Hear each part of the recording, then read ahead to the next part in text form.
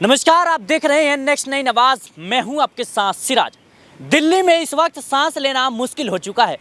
दिल्ली की हवाओं में इस समय जहर फैलता जा रहा है। बता दें कि लोग अब चलने को मजबूर है, खुले में घूमने को मजबूर है। किस तरीके से कुछ दिल्ली के क्षेत्रों में स्कूल बंद किए गए हैं, अस्पतालों में भीड़ लग रही है। लेकिन अब दिल्ली की हवाओं का आखिर जिम्मेदार है कौन? ये दिल्ली की हवाओं में जो जहर घोला जा रहा है, इसका जिम्मेदार है कौन? हर साल नए नए पार्टियां वादे करती हैं, कोई किसी और पे इल्ज़ाम लगाता है तो वहीं किसी और पे इल्ज़ाम लगाता है। लेकिन आखिर इसका मुख्य जो आरोपी है वो है कौन? क्योंकि किस तरीके से दिल्ली की जो जनता है हर साल एक उम्मीद लगा के बैठती है कि अगले साल से है जो सरकार हमारे लिए कुछ करेगी, लेकिन इसमें कुछ सुधार देखने को नहीं मिलता। हमारे साथ कुछ सवालों पे जवाब देने के लिए हमारे साथ सहयोगी मौजूद है तुषार, आपका बहुत बहुत स्वागत है। जी देखिए, जिस तरीके से हमने देखा कि दिल्ली में प्रदूषण लगातार बढ़ते नज़र आ रहा है और दिल्ली में सांस लेना मुश्किल हो रहा है, और हरियाणा सरकार, पंजाब सरकार, खैर पंजाब में आम आदमी पार्टी की सरकार है और दिल्ली में भी आम आदमी पार्टी का सरकार है, और पहले ये बयानबाजी होती थी कि ये जिम्मेदार है, वो जिम्मेदार है।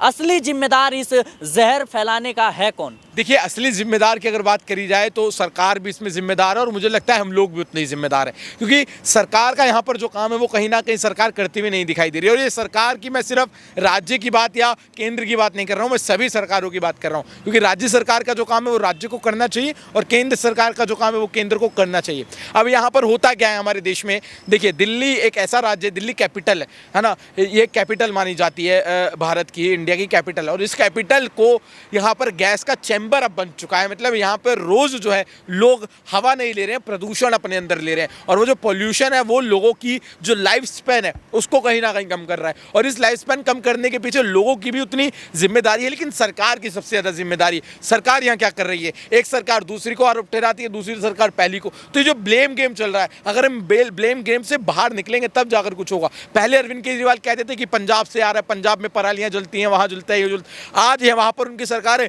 लेकिन आज भी पंजाब में पराली जल रही है, अमृतसर में पराली जल रही है। आप क्यों नहीं वहां रोक पा रहे हैं? आपकी सरकार है। एक बात ये, यहाँ पर वो नाकाम है। अब वो कहते हैं बीजेपी कुछ नहीं कर रही। बीजेपी वाले भी यहाँ पर आम आदमी पार्टी पे दोष डालते हैं, लेकिन बीजेपी सेंट्रल गवर्नमेंट, अगर उनको दिल्ली की चिंता है तो उनको बैठकर एक पूरा प्लान निकालना चाहिए, पूरा प्लान आउट बनाना चाहिए। माना अरविंद केजरीवाल जो है यहाँ पर कहीं ना कहीं लैग कर रहे हैं, लेकिन वो अपनी तरफ से कोशिश भी कर रहे हैं, ऑड इवन लेकर आते हैं, red light on, engine of करके स्कीम्स लेकर आते हैं। लेकिन यहाँ पर केंद्र सरकार क्या कर रही है? केंद्र सरकार को यहाँ पर राज्य सरकार का साथ देना होगा, जो वो होती हुई नहीं दिखा रही है।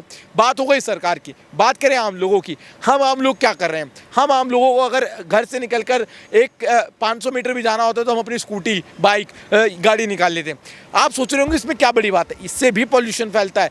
आज के टाइम पे अगर आप देखें तो जितना पॉल्यूशन इस समय दिल्ली में है, उसमें से 10% का जो पॉल्यूशन है वो टू व्हीलर से आ रहा है। तो टू व्हीलर में इतना पॉल्यूशन हम फैला रहे हैं, हम गली के नुक्कड़ तक जाते हैं, बाइक उठा लेते हैं, इससे भी बहुत पॉल्यूशन हमारे दिल्ली के अंदर फैल रहा है। तो यहाँ पर दोनों का, यहाँ पर जो हम जनता है उनको भी सोचकर चलना पड़ेगा, और सरकार को भी यहाँ पर सोचने की जरूरत है। जी बिल्कुल, जिस तरीके से तुषार ने हमें बताया कि प्रदूषण के नाम पे दिल्ली में जिस तरीके से राजनीति होती है, कहीं ना कहीं हरियाणा सरकार और पंजाब सरकार को पहले जिम्मेदार ठहराया जाता था, लेकिन अब आम आदमी पार्टी की सरकार है पंजाब में। वैसे में पराली जलाने के बजाय केजरीवाल सरकार ने पिछली बार यह दावा किया था वो ऐसा केमिकल लाए हैं जिससे वो गल जाएगा, लेकिन वो केमिकल आखिर गया कहाँ, ये सवाल भी उठता है। और कहीं ना कहीं आपको दिखाना चाहूँगा कि देखिए, अभी दिन में करीब 4 बज रहे हैं शाम के, और देखिए आप किस तरीके से दूर दूर तक धुंधला नजर आता है, और कहीं ना कहीं ये जो है स्मोकिंग से भी बहुत ज़्यादा खतरनाक है, और जो घर के बुजुर्ग हैं, जो बच्चे हैं, उन पे ज़्यादा इफेक्ट करता है। कहीं ना कहीं सांस लेने में दिक्कत आती है,